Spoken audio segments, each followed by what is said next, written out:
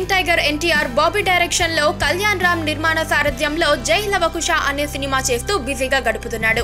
ఇక ఈ సినిమాలో తారక్ త్రిపాత్రాభినయం చేస్తున్నాడు. ఇక ఈ సినిమాలో నివేదా థామస్, రాశి ఖన్నా హీరోయిన్లుగా నటిస్తున్నారు. అయితే ఈ సినిమాకు బిజినెస్ ఆదిలోనే అదిరిపోయే రేంజ్ లో జరిగిపోతోంది.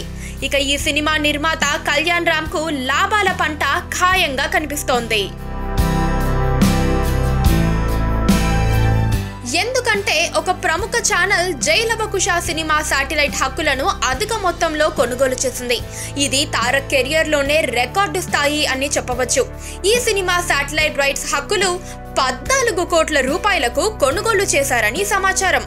అయితే ఇక ఇప్పుడే ఇన్ని రికార్డులు సృష్టిస్తే ముందు ముందు ఇంకెంత ప్రభంజనం సృష్టిస్తాడో చూడాలి.